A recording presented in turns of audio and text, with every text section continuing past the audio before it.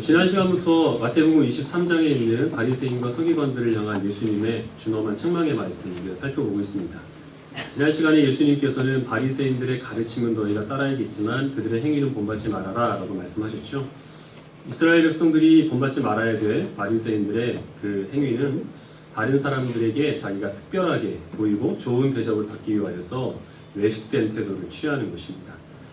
하나님 앞에 스스로를 거룩하게 가꾸기 위해 경건에 힘쓰는 것이 아니라 내가 남들보다 더 거룩한 사람 그리고 뛰어난 사람이라는 인정을 받기 위하여서 억지로 경건한 척하는 그런 모습을 주님께서는 경계하셨고, 모든 그 하나님의 백성들은 스스로를 높이는 사람이 아니라 하나님 앞에 자신을 낮추는 사람이 하나님 뜻에 합당한 그런 사람이라는 말씀을 하셨죠. 계속해서 바리새인과 서기관들에 대한 책망의 말씀이 이어지는데요. 오늘은 이제 이들에 대해서 예수님께서 천국 문을 닫고 자기도 못 들어가고 천국 문에 들어가려고 하는 사람들까지 막는 사람들이 바로 이 바리새인들이다 말씀하십니다. 그리고 또 이어서 이 바리새인들은 그 당시에 이방인들을 개종시키는 데 열심히 있었습니다. 우리식으로 얘기하면 전도를 한 것이죠. 근데 그들이 전도를 해서 사람을 하나님이 그 구원까지 이르도록 인도한 것이 아니라 오히려 자기들보다 더 악한 지옥의 자식들이 되도록 그들을 타락시켰다라고 그렇게 예수님께서 이들을 비난하십니다. 어떤 것으로 예수님께서 이들에게 비난하시는지 그 예를 들어서 말씀하시는 것이 몇 가지가 있는데요. 먼저 맹세에 대한 가르침이었습니다.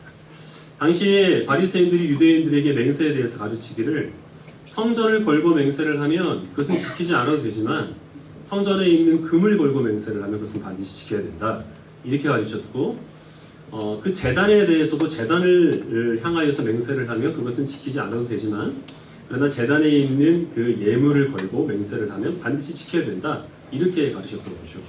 좀 이상하죠. 왜 이렇게 가르쳤느냐 하면 당시에 유대인들은 무엇을 걸고 맹세를 했는데 만약에 그 맹세를 지키지 못하게 되면 그때는 자기가 건 것을 바쳐야 했습니다. 근데 만약에 성전을 걸고 맹세를 했는데 이 사람이 그것을 지키지 못하면 이 사람이 성전을 바쳐야 되죠. 근데 성전을 바칠 사람이 어디 있겠습니까? 그 거대한 것을. 그러니까 어떤 그 지키지 못할 것을 이미 염두에 두고 지키지 못할 만한 사소한 것들은 성전을 걸고 맹세하라고 했고, 반드시 지켜서 그래서 지키지 못하면 금으로 갚아야 될 그런 중요한 것들은 성전에 있는 금을 걸고 맹세를 하라고 했던 것이죠. 제단에 대해서도 역시 마찬가지였습니다. 그러면 결국 그렇게 맹세를 하라고 가리킴으로 말미암아 이 유대인들의 마음에는 성전보다 성전에 있는 금이 훨씬 더 소중한 것으로 그렇게 여길 여지를 마련해 줬다는 것이죠. 맹세에 대해서 예수님께서는 지키지 못할 맹세는 하지 말라라고 말씀을 하셨고, 그리고 율법에 의하면 서원한 것은 손해가 나더라도 반드시 지키라라고 말씀하셨는데, 바리새인들은 그 가르침에 따르지 않고 오히려 지키지 못할 것을 염두에 둔 그 맹세에 대한 잘못된 가르침으로 성전과 제단이 가지고 있던 본래의 의미를 이스라엘 백성들이 오해하도록 만들었던 겁니다. 성전이 가지고 있는 원래의 그 근본적인 의미는 무엇입니까? 성전은 이스라엘 백성의 그 중심에는 하나님께서 계셔야 하고 그 하나님이 임재하심으로 이스라엘 백성들을 통치하시고 다스리실 때 그때 비로소 이스라엘 백성들은 복된 하나님의 민족으로 살아갈 수 있다는 것입니다. 하나님의 임재가 이 성전이 가지고 있는 근본 의미입니다. 그런데 그 성전보다 성전에 있는 금을 더 중요한 것으로 가르쳤던 이 바리새인의 가르침에 의하면 하나님의 임재보다 눈에 보이는 금이 더 중요한 것으로 그렇게 유대인들이 오해하도록 만들었다는 거죠. 제단이 의미하는 바는 무엇이죠? 이스라엘 백성들은 그 죄악 때문에 하나님께 나아갈 수 없습니다. 그래서 제단에 제물을 드림으로 하나님의 그 죄에 대한 분노를 누그러뜨리고, 그래서 하나님께서 그들을 사랑하시고 용서하시는 은혜를 제단을 통하여 베풀어 주시는 것이죠. 그 위에 이스라엘 백성들이 예물을 바치는 것은 죄인 된 그들을 사랑하시고 용서하시는 하나님의 은혜에 대한 반응에 불과합니다. 근데 예물보다 이 제단을 더 소홀히 여기는 이 바리새인들의 가르침으로 인하여서 이스라엘 백성들은 하나님의 은혜보다 그들이 바치는 그 물질적인 예물들을 더 중요한 것으로 오해하게 만들었던 것, 이들이 바로 지금 예수님께서 말씀하신 천국 문을 닫아서 자기네들도 못 들어가고 들어가는 사람들도 막는 그 죄악된 행위라고 하는 것이죠.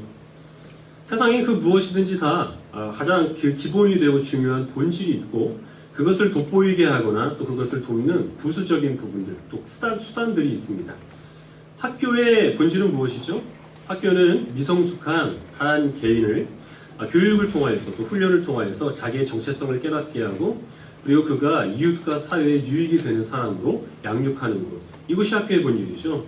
그것을 이루기 위하여서 선생님도 필요하고 교과 과정도 필요하고 시험도 필요합니다. 근데 만약에 학교가 입시 위주의 교육, 그래서 시험을 강조하는 그런 풍토가 자리를 잡게 되면 자기가 정작 섬겨야 되고 그리고 동반자로 여겨야 될 그 반의 친구들을 자기가 반드시 밟고 이겨야 될 경쟁자로 여기게 된다는 겁니다. 그래서 입시 위주의 교육은 인성을 위하여서 만들어진 그 학교가 오히려 인성을 해치는 곳이 되도록 전락시키는 것이죠. 무엇이든지 수단이 본질을 앞서게 되면 그 본질은 변질될 수밖에 없습니다. 우리 신앙생활에 있어서도 마찬가지입니다.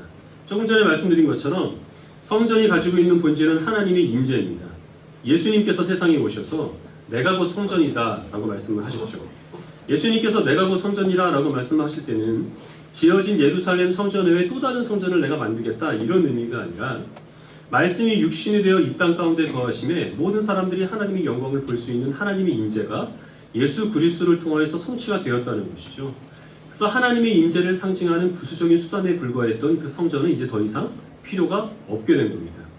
그런데 사도 바울은 고린도전서 3장에서 이렇게 얘기를 하죠. 너희 몸은 하나님이 거하시는 거룩한 성전이라 라고 말씀하십니다. 그럼 우리가 예전에 이스라엘 백성들이 가졌던 그 성전을 금으로 아름답게 꾸미는 그런 열정은 더 이상 우리들에게 필요가 없고 우리가 예배를 드리기 위해서 모인 이 예배당은 분명히 성전이 하는 기능은 하고는 있지만 그러나 하나님께서 이곳에만 거하시는 그 성전은 아니라고 하는 것이죠. 우리가 어떤 습관에 의하여서 교회를 성전이라고 부를 수는 있겠습니다만은 그러나 그 성전은 예수님을 인하여서 성취가 되었고 성전이 의미하는 하나님의 임재는 사도 바울이 우리들에게 선포한 것처럼 우리가 예수 그리스도를 믿어 그리스도와 연합이 되면 주님께서는 우리와 함께 동행하심을 우리는 성령님의 은혜로 믿게 되는 것이죠. 그래서 우리는 예배를 드리는 이 순간뿐만 아니라 학교에 있든지 가정에 있든지 직장에 있든지 누구를 만나든지 주님께서 우리와 함께 하심을 기억하며 살아가는 것입니다.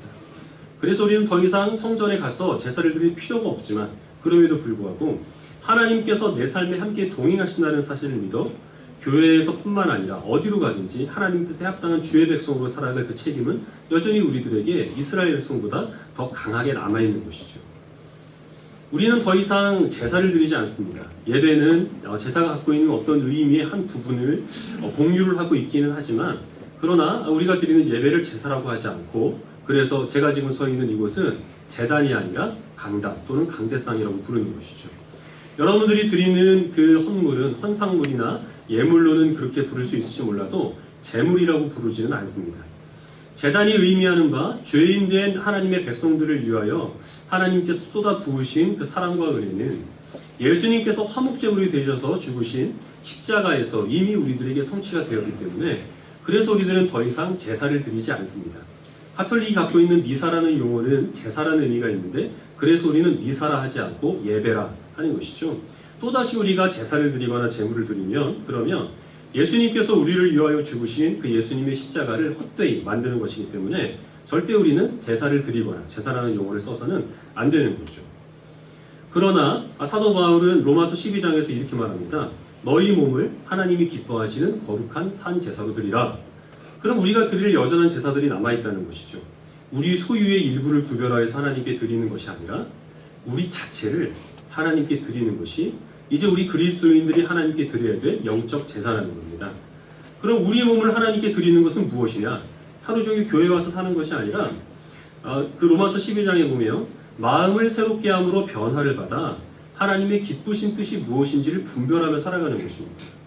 우리는 하나님의 은혜로 살아가기 때문에 세상 사람들은 전부 다 자기가 원하는 것, 자기가 기뻐하는 것을 추구하며 살아가지만 하나님의 십자가의 은혜로, 예수님의 십자가의 은혜로 살아가는 우리들은 우리의 만족을 구하지 않고 하나님께서 기뻐하시는 뜻을 구하며 살아가는 것이 우리의 몸을 거룩한 산 제물로 하나님께 드리는 것이고 이것은 구약에 있는 이스라엘 백성들이 제사를 드렸던 그 열정보다 훨씬 더 우리들에게 하나님께서 강하게 도전하시고 요구하시는 것입니다. 제사를 드리지 않아도 하나님의 뜻을 분별하여서 주님께 기쁨이 되기 위하여 구별된 모습으로 살아가는 것은 모든 그리스도인들에게 지금 주어진 책임이라는 거죠. 근데 만약에 이것을 우리가 교회를 성전으로 그리고 또한 예배를 제사로 그렇게 불러서 교회를 가꾸는 것으로 그리고 또 이 예배 때 열과 정성을 다하는 것으로만 거기에만 집중하게 하게 된다면 정작 우리에게 있어서 중요하게 말씀하시는 본질적인 부분들은 소홀히 여길 수밖에 없는 거죠. 그래서 오늘 본문 말씀에서 예수님께서는 어떤 것을 다시 끄집어 오시냐 하면 11조에 대한 문제입니다. 너희가 성경을 보죠. 23절에 보시면 화 있을진저 외식하는 서기관들과 바리새인들이여 너희가 박하와 회양과 근치의 11조는 들이되 율법에 더 중한 바 정의와 긍휼과 믿음은 버렸도다. 그러나 이것도 행하고 저것도 버리지 말아야 할지니라. 이렇게 말씀하십니다. 박하와 회양과 근체라고 하는 것은 그 당시에 향신료나 이제 여러 가지 그 다양한 용도로 쓰였던 귀한 식물들인데 참 귀한 것들입니다. 바리새인들은 이런 것들이 자기에게 들어왔을 때 그것을 정확하게 10분의 1을 구별해서 하나님께 드렸고 또 그렇게 드리도록 유대인들을 철저하게 가르쳤습니다. 근데 그것은 힘쓰면서 어떤 것은 상대적으로 소홀하게 가르쳤느냐 하면 율법에 더 중한 바 이 세상의 불의와 타협하지 않고 그리스도인들이 정의롭게 하나님의 백성들이 하나님의 의로움으로 살아가는 것, 어렵고 힘든 사람들을 바라보면 그들을 예수 그리스도의 마음으로 긍휼히 여기는 것과 나에게 죄를 지은 사람까지 죄를 긍휼히 여기신 하나님의 마음으로 품는 것, 그리고 또한 하나님께서 우리가 어디에 있든지 늘 동행하심을 믿으며 그 믿음으로 우리도 신실하게 어떤 상황 가운데 있든지 하나님의 마음에 합당하게 살아가는 이런 그리스도인의 성도의 삶의 부분에 대해서는 이 바리새인들이 가르치지 않았거나 아니면 11조를 드리는 것보다 조금 덜 중요하게 가르쳤다고 하는 것이죠. 그 결과 우리가 하나님 앞에 신앙생활하는 그 모든 부분들까지 다 이들은 이스라엘 백성들이 오해를 하고 그리고 결과적으로 그들의 종교 행위 자체가 변질되도록 그렇게 그들이 조장을 했다는 것입니다. 이것이 바로 바리새인들의 잘못된 부분이었다는 것이죠.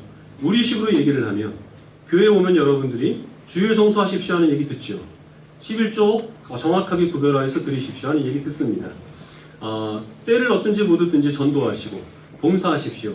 그래야 하나님께서 기뻐하십니다 하는 얘기를 듣습니다. 그것은 중요한 얘기입니다. 그래서 예수님께서 이것도 행해야 된다라고 말씀하셨죠. 그러나 그것은 수단에 불과한 것들입니다. 그것보다 더 중요한 것, 그것보다 더 본질적인 것이 무엇이냐면 우리 한 사람 한 사람이 어디에 있든지 하나님 보시기에 합당한 모습으로 이 교회 밖을 나가서 매일의 삶을 살아가는 것이 훨씬 더 중요한 부분들입니다. 그 중요한 부분, 본질적인 부분들을 강조를 하면서 부수적으로 필요할 때 신앙 행위에 대한 부분들을 이야기를 하면 그것은 옳은 것이지만 이것은 소홀히 여기고 마치 교회 안에서 이루어지는 신앙 행위가 그리스도인이 살아가는 전부인 것처럼 아니면 그리스도인으로 우리 합당하게 살아가는 것도 중요하지만 신앙생활보다는 교회의 그 종교 행위보다는 이게 좀 덜 중요한 것으로 그렇게 가르치게 되면 그것은 바리새인들의 가르침을 따르는 것이고 그러면 예수님의 책망을 들을 수밖에 없다고 하는 것입니다. 그렇게 본질적인 부분과 본질을 도와주는 수단적인 부분들을 혼동하고 그 우선순위를 바꾼 그 바리새인들에 대해서 예수님께서는 회칠한 무덤과 같다라고 말씀하셨죠. 유대인들은 당시에 바위산을 깎아서 구멍을 내고 그 구멍에 죽은 사람의 시신을 안치를 합니다. 그리고 그 구멍을 돌문으로 막게 되는데요. 이것이 이제 무덤이다라고 하는 그런 의미에서 거기에 이제 회칠, 일종의 페인트 칠을 하는 것이죠. 아무리 예쁘장하게 형광색으로 알록달록한 색으로 그 문을 칠을 한다 하더라도 그러다 거기에는 죽은 사람의 시신이 들어있는 무덤일 뿐입니다. 당장 보기에는 아무렇지도 않고 그럴싸하게 보여도 시간이 지나면 시신이 썩게 되고 그러면 악취가 흘러나올 수밖에 없는 것이죠.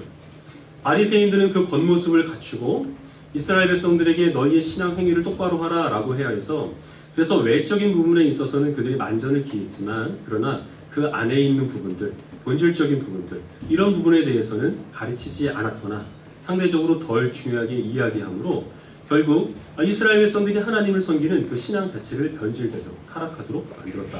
바로 이것이 바리새인들이 취한 잘못된 부분이죠. 여러분들 좋은 교회가 어떤 교회인가요? 많은 사람들은 교회를 평가할 때 주로 규모의 면을 봅니다. 예를 들면 교회가 큰 건물을 갖고 있느냐, 많은 사람들이 모이느냐, 재정 규모가 얼마나 되고 또 얼마나 활발하게 선교 사업이나 구제 사업과 같은 외부적인 활동을 하느냐 하는 것을 가지고 이 교회가 좋은 교회인지 아닌 교회인지 그런 부분들을 판단하는 경우가 많이 있죠. 그 기준에 의하면 사실 우리 교회는 굉장히 형편없는 교회죠. 그러나 여러분들이 지금 이 교회에서 지금 예배를 드리시고 계시는 것은 여러분들이 교회를 판단하는 기준이 그런 외부적인 면이 아니라는 사실을 알고 있기 때문이죠. 그럼 좋은 교회냐, 참된 교회냐, 또 나쁜 교회냐, 거짓된 교회냐, 이것을 기준하는 판가름하는 기준은 무엇일까요? 이 부분은 여러분들이 기억을 해주셨으면 좋겠는데요.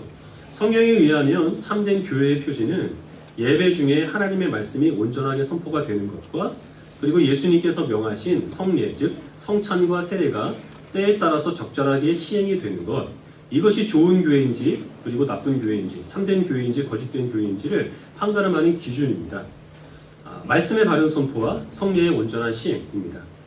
그리고 또 한 가지를 덧붙인다고 한다면 예수님께서 요한복음 13장에서 이렇게 말씀하시는데요. 너희는 서로 사랑하라. 내가 너희를 사랑한 것 같이 너희도 서로 사랑하라. 너희가 서로 사랑하면 그로써 세상이 너희가 나의 제자인 줄 알게 되리라 라고 말씀하십니다.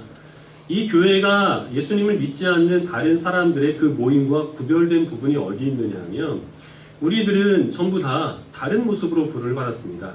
경제적인 수준이 다르죠. 학력도 다릅니다. 출신 지역도 다르고 정치적인 성향도 다릅니다.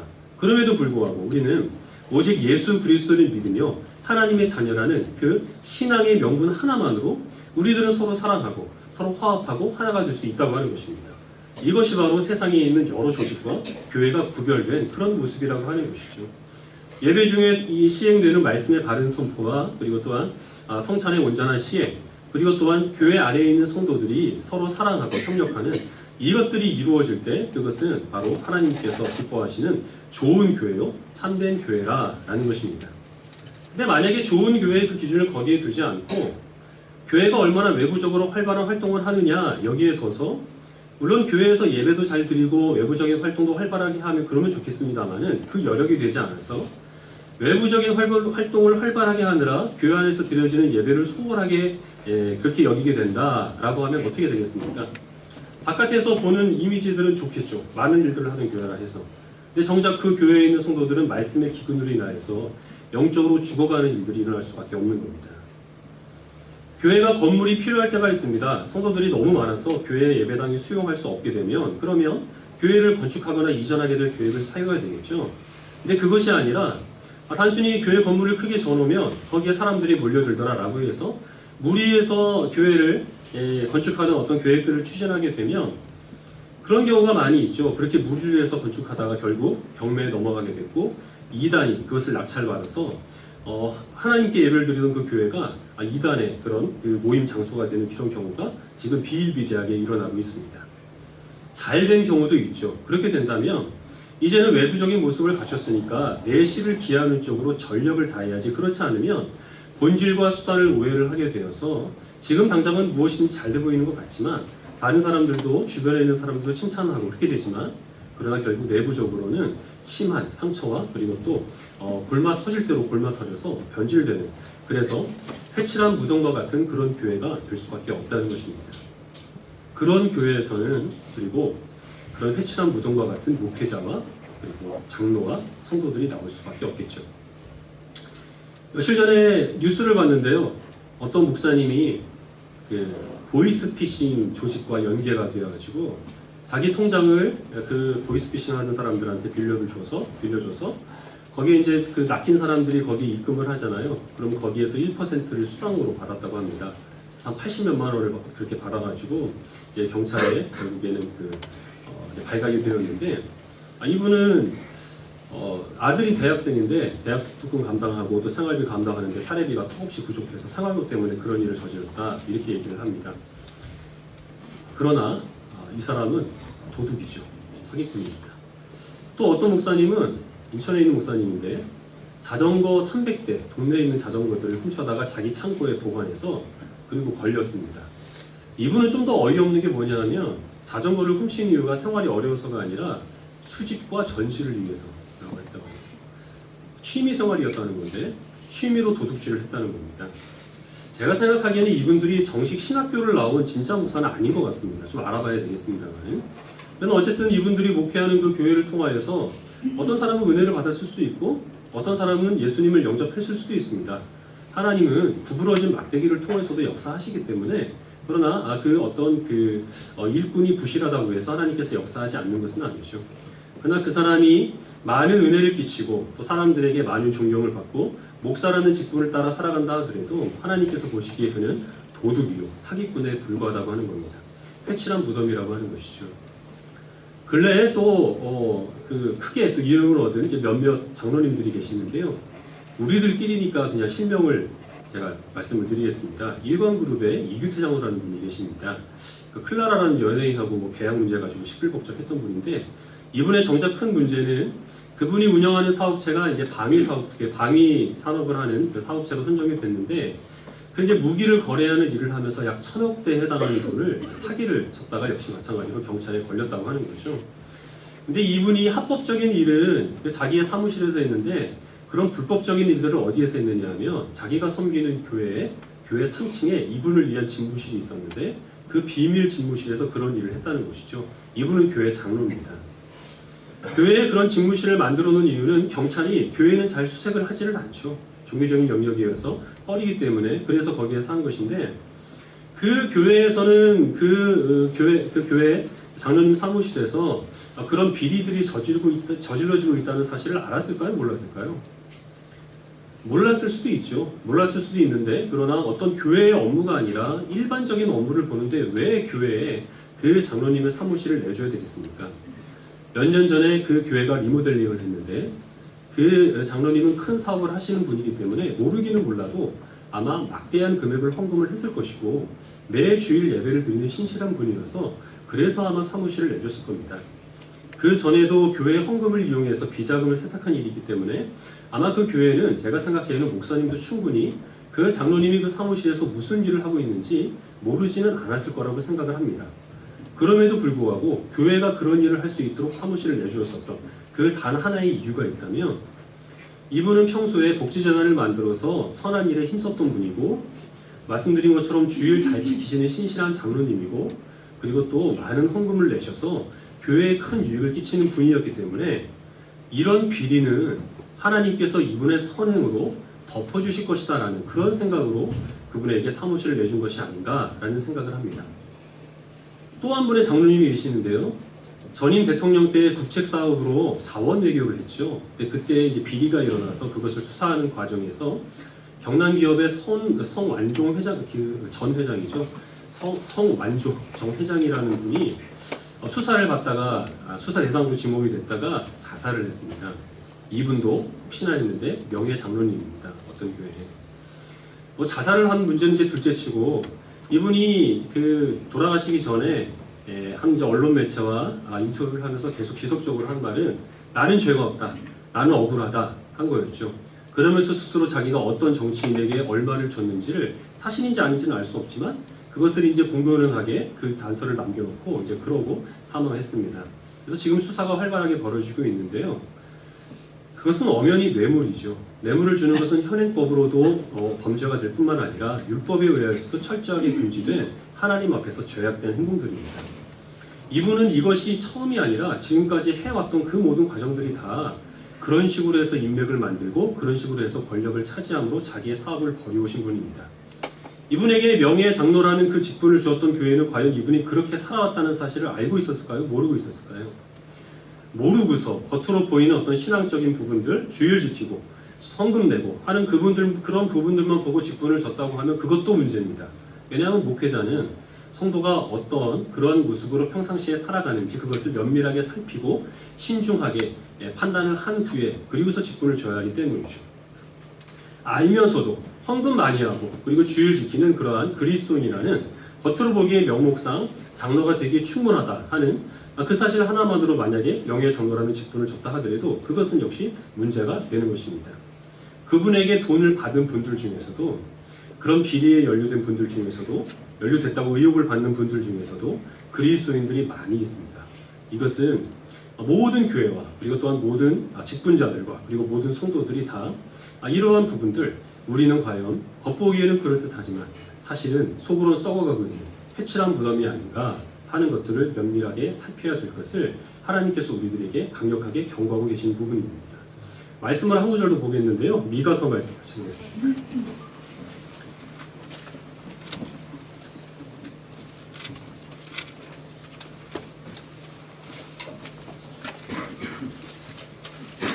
미가서 6장 6절부터 8절까지 말씀입니다.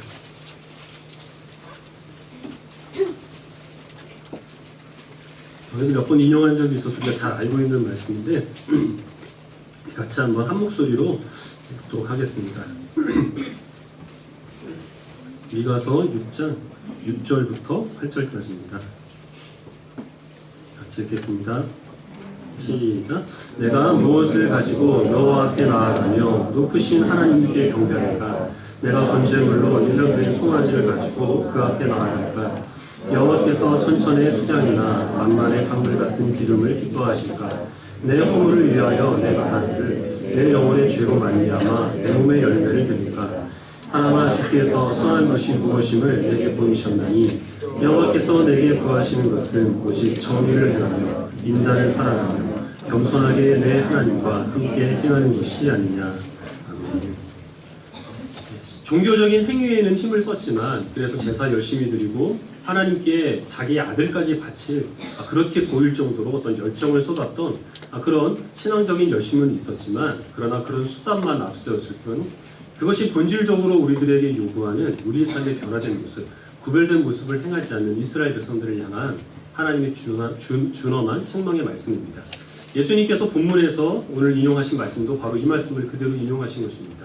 하나님께서 우리에게 원하시는 것은 공의를 행하는 것입니다.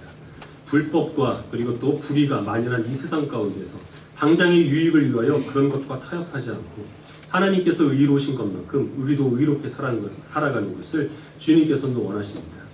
경멸과 조롱과 그리고 또한 갈등과 다툼이 가득한 이 세상 가운데서 나와 다르다는 이유로 사람을 미워하거나 나보다 못난 사람들을 경멸하거나 나보다 잘난 사람들을 시기하지 않고 하나님의 인자하심으로 모든 사람들을 사랑하고 섬기는 이 섬김의 삶을 하나님께서 우리들에게 원하시는 것이죠. 교회에서 예배 드릴 때뿐만 아니라 우리가 어디에 있든지 하나님께서 우리와 동행하시고 우리의 삶을 인도하여 주심을 믿는 믿음으로 살아가므로 당장에 어려운 일이 있어도 낙심하지 않고 당장에 답답한 일이 있어도 세상의 유익을 구하지 않고 오직 하나님만 붙들고 의지하며 살아가는 삶을 주님께서는 우리들에게 원하십니다. 이것은 우리가 어떤 상황이 있어도 그리고 아무리 이것이 우리들에게 불편과 손해를 초래한다 하더라도 결코 양보할 수 없이 우리가 가장 본질적으로 힘써야 하는 일이고 이것을 위하여 지금 우리는 이 자리에 모여서 예배를 드리는 것이고 이것을 위하여서 하나님께 헌물을 드리고 하나님께 봉사하고 헌신을 하는 것입니다. 이 우선순위를 여러분들이 혼동하지 않게 되기를 바랍니다. 세상은 점점 더 겉으로 보이는 것만을 추구하며 살아갑니다. 안에는 어떻게 됐든 남들이 보이는 것, 겉보기에만 그럴듯한 것들, 그런 것들을 세우기 위해서 힘쓰고 수고하며 살아갑니다. 그래서 1년 전에 그렇게 멀쩡해 보이는 큰 배가 외부적인 충격이 전혀 없었는데도 혼자 그냥 뒤집어져서 거기서 수많은 사람들이 목숨을 잃고 그것 때문에 온 국민의 마음을 아프게 하는 일들이 일어났죠. 그것으로도 우리가 교훈을 받지 못해서 나라의 어떤 지도적인 책임을 받고 있던 사람들은 그 문제에 대한 근본적인 어떤 해결이나 그리고 또한 그것 때문에 큰 고통을 입은 국민들을 마음을 다해서 위로하기보다는 겉만 번지르르한 말로 그 사건 자체를 덮으려는 그런 시도들을 우리가 지금 살고 있는 이 시대에 보게 됩니다. 그래서 우리 그리스도인들이 더욱더 이 본질을 추구하는 데 어려움을 겪고 있는 것이고 그렇기 때문에 더욱더 우리가 이런 본질적으로 하나님께서 우리들에게 원하시는 것들을 힘써 행해야 됩니다. 앞에서 교회나 장로님들이나 목사님들에 대한 좋지 않은 말씀들을 여러분께 드렸고 저도 마음이 좋지 않고 아마 여러분도 마음이 불편하실 겁니다. 그런 부분들을 여러분들이 깨끗하게 잊어주시길 바라고 각자 자신의 모습을 살펴보시길 바랍니다. 교회에 대해서 그리고 또한 어떤 직분자와 목사에 대해서 하나님께서 원하시는 거룩의 수준을 여러분 각 개인에게 여기 있는 초등학생부터 시작해서 어르신들이 이르기까지 모든 사람들에게 다 똑같이 원하십니다. 사람들은 그 사람이 갖고 있는 직분에 따라서 교회의 영향력에 따라서 조금 다른 기대를 가질 수 있겠지만 하나님께서는 내가 거룩하니 너희도 거룩하라 하는 말씀을 모든 이스라엘 백성들에게 주셨고 그것은 우리들에게 주신 하나님의 말씀입니다. 직분답게 살아가지 못한 사람들을 조롱하면서 우리가 하나님의 택하신 백성으로 그렇게 하나님께서 우리를 불러주셨는데 그렇게 살아가지 못한다면 우리도 사람들의 조롱을 받아 마땅한 것이죠. 우리들에게도 어떤 기회가 주어지거나 아니면 우리가 아직 어떤 들키지 않아서 그래서 우리가 괜찮은 것처럼 살아가고 그들을 조롱할지도 모른다는 겁니다. 외양만 가꾸고 규모만 키우기를 힘쓰는 그런 교회를 조롱하면서 우리가 우리의 속사람을 가꾸지 않고 우리가 세상 가운데서 좀 더 성공하기를 원하고 어떻게 다른 사람들 앞에 그럴듯하게 보일 만한 그런 무기가 되는 부분들 그런 것들만 구한다면 겉모습만 추구하는 그런 교회나 우리나 똑같이 하나님 앞에서는 바리새인들의 가르침을 따르는 어리석은 사람이라는 사실을 우리는 잊지 말아야 되겠죠. 우리 교회 설립된 지 5년이 됐습니다. 교회 처음 설립할 때부터 지금까지 저는 특히 이제 생각하는 것이 있어서 표어나 어떤 목표를 내세우지 않았습니다. 왜냐하면 교회가 추구해야 될 그 본질적인 부분들은 예수님을 닮아가는 것이고 하나님의 거룩을 추구하는 것인데, 예수님을 닮아가고 하나님을 추구하는 부분에 있어서 우리가 아직까지는 몇 명을 전도합시다, 몇 년도까지는 우리가 어떤 규모의 교회를 만들어 갑시다 하는 그런 표어나 목표가 불필요하다고 생각했기 때문에 그래서 어떤 목표나 표어를 정하진 않았습니다. 필요할 때가 있겠죠. 필요할 때가 있으면 제가 또 여러분들에게 말씀을 드릴 겁니다. 그리고 여러분들이 필요해서 그래서 목사님이 얘기하는구나 이렇게 생각을 하셔야지, 우리 목사님 변했어, 아니 원래 그랬는데 우리가 속은 거야, 이렇게 여기면 안 된다는 거죠. 그러나 그런 필요가 주어질 때만 여러분들에게 말씀드리겠습니다. 그 전까지 여러분들은 제가 이 자리에서 주일 지키십시오, 헌금 많이 하십시오, 전도 좀 해오십시오, 이런 얘기 강요하지 않아도 여러분들이 자원하는 마음으로 하나님을 사랑하고 그리고 교회를 섬기는 마음으로 여러분들의 가장 기본적인 신앙 행위들을 힘써 행하시기를 바랍니다.